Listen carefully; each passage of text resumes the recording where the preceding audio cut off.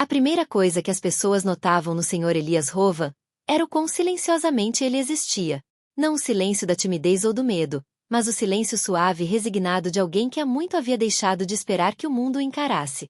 Ele se movia pelos corredores da Escola Municipal de Briarwood, como um fantasma em um lugar feito para o barulho. Os alunos passavam por ele sem acenar. Os professores assentiam educadamente sem nunca realmente o verem. E Elias, por sua vez, seguia o ritmo do sinal com a precisão de alguém que conhecia a forma da solidão melhor do que a forma do próprio reflexo.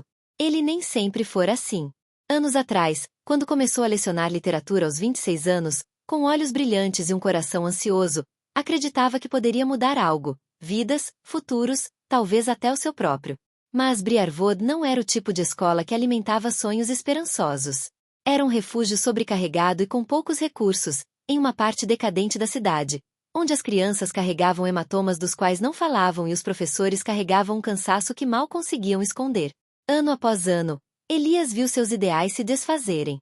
Não de forma dramática e repentina, mas de maneira lenta e quase imperceptível. Uma aula mal sucedida. Uma reunião de pais e professores sem esperança. Um aluno que simplesmente parou de frequentar as aulas. E a pior perda de todas, um acidente trágico envolvendo uma de suas alunas mais brilhantes, uma menina que um dia lhe dissera que queria ser poeta. Ele carregava essa dor como uma cicatriz oculta, tão silenciosa e profunda que ninguém sabia de sua existência. Agora, aos 37 anos, Elias vivia uma vida de hábitos rotineiros. Acordava, tomava café, pegava o ônibus para a escola, dava aulas, corrigia provas, voltava para seu pequeno apartamento, esquentava a comida que sobrou, lia e dormia. Ele se convenceu de que essa monotonia era sua segurança. Um mundo sem surpresas não poderia machucá-lo. Um mundo sem apegos não poderia destruí-lo. Mas o mundo, ao que parecia, tinha outros planos. Aconteceu numa manhã cinzenta de terça-feira, enquanto Elias arrumava cadernos em sua mesa com uma precisão desnecessária.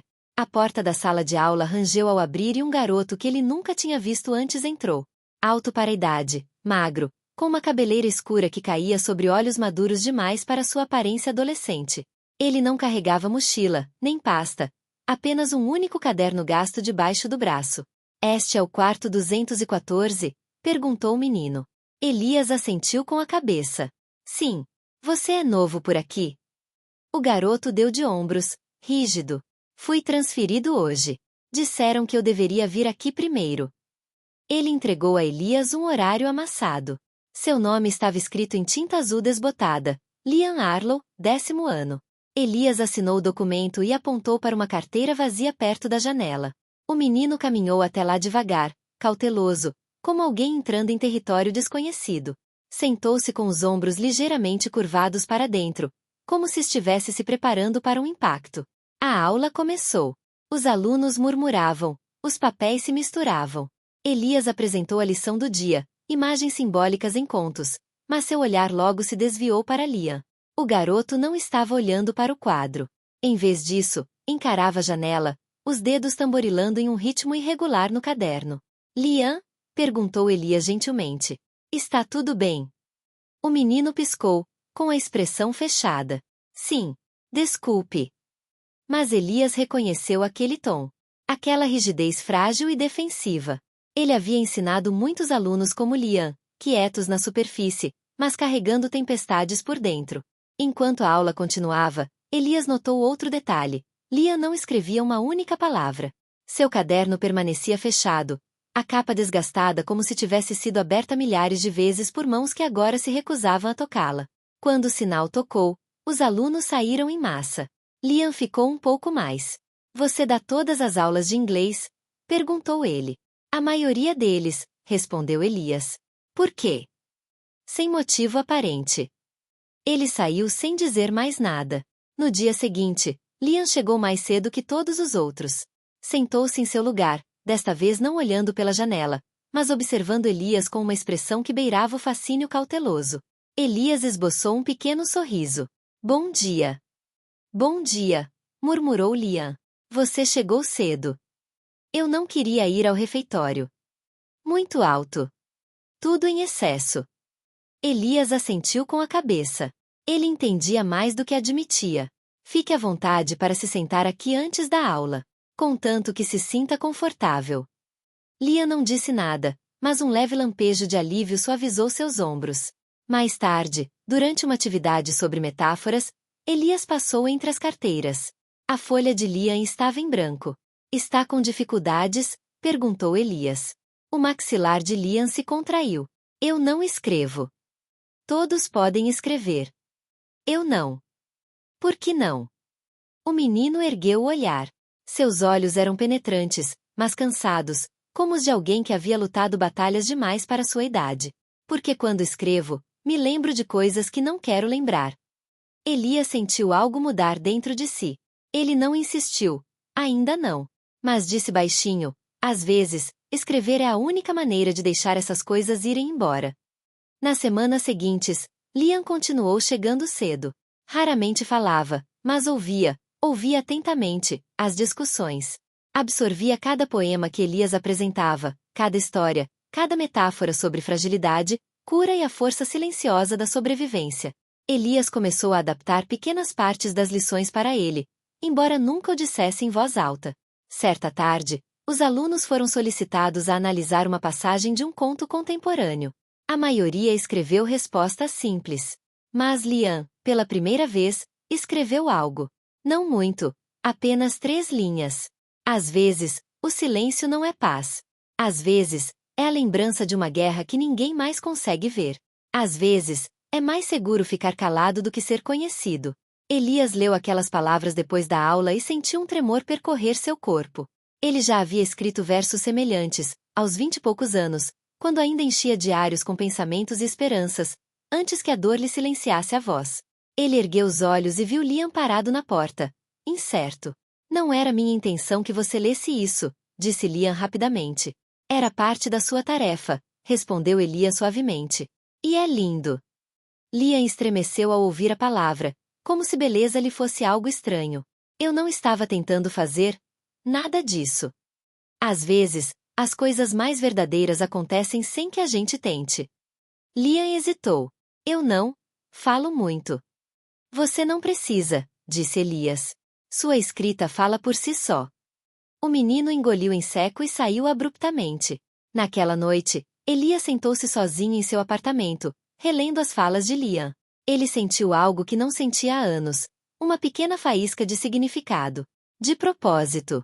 Como se o garoto quieto de olhos assombrados tivesse alcançado os lugares vazios de sua vida e os refletido de volta para ele. Ele ainda não entendia completamente, mas Liam era mais do que um aluno com dificuldades. Ele era um espelho. Uma lembrança das partes de Elias que haviam se tornado adormecidas. Numa tarde chuvosa, Liam ficou na escola depois da aula enquanto todos os outros já estavam arrumando suas coisas. Você costumava escrever, não é? Perguntou Liam de repente. Elias ficou paralisado. O que te faz pensar isso? O jeito como você fala de histórias. Como se elas tivessem te salvado uma vez. A garganta de Elias se fechou. Eles fizeram. Ainda fazem isso.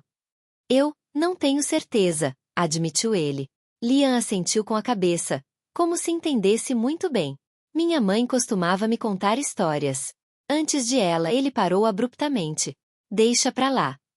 Elias não insistiu. Ainda não. Senhor Rovan, aquele aluno novo, Liam, passou por uma situação muito difícil. A mãe dele faleceu recentemente. Foi inesperado. Elias sentiu o ar lhe faltar nos pulmões. As peças se encaixaram, o cansaço nos olhos de Liam, o silêncio, o medo de escrever. Naquela noite, Elias não conseguiu dormir. Ele não parava de pensar em seu antigo aluno, aquele que perderá anos atrás. Pensava em Liam, vagando pelos corredores como uma sombra ferida. E percebeu algo dolorosamente simples. Liam precisava que alguém o visse. Na manhã seguinte, Elias encontrou Liam em seu lugar de costume, perto da janela. Elias sentou-se ao lado dele, algo que nunca tinha feito antes, e disse em voz baixa, quando eu tinha sua idade, também perdi alguém. Liam não levantou o olhar. Melhorou. No começo não, disse Elias honestamente. Alguns dias ainda dói. Mas aprendi uma coisa. A gente não se cura sozinho. Não de verdade. Os olhos de Liam brilhavam com algo parecido com raiva, ou dor. Ele não conseguia definir. As pessoas sempre dizem coisas assim. mas nunca ficam tempo suficiente para realmente sentirem o que dizem. Elias respirou fundo lentamente. Não vou a lugar nenhum. Pela primeira vez, Liam olhou para ele com uma vulnerabilidade genuína. Um olhar que dizia, por favor, não minta para mim. Passaram-se semanas.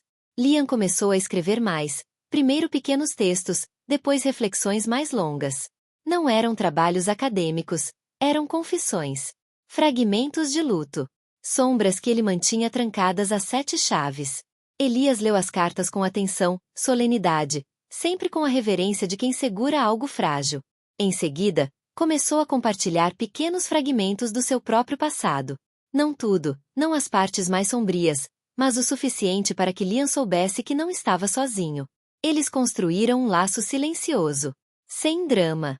Sem palavras. Mas real. Certo dia, Liam entregou a Elias um envelope lacrado. Para você, disse ele. Elias abriu depois da aula. Dentro havia apenas uma página. Você é a primeira pessoa que não me faz sentir invisível. Acho que minha mãe teria gostado de você. Obrigada por não desistir de mim.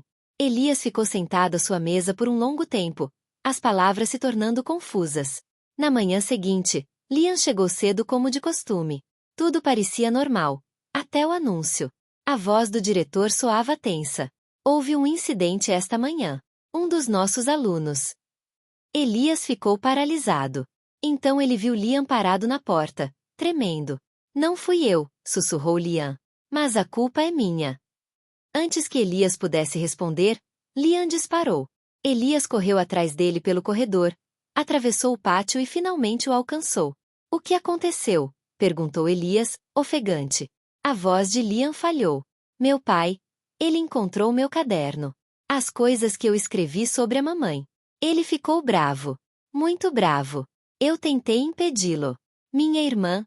Ela tentou ajudar. Ele a empurrou. Ela caiu. Elias sentiu frio. Ela está? Ela está no hospital. Liam enxugou o rosto. Estão fazendo perguntas. Sobre ele. Sobre nós. Elias engoliu em seco. Você fez a coisa certa ao contar para eles. Não, sussurrou Liam. Eu estraguei tudo. Eu não deveria ter escrito nada. Eu não deveria ter.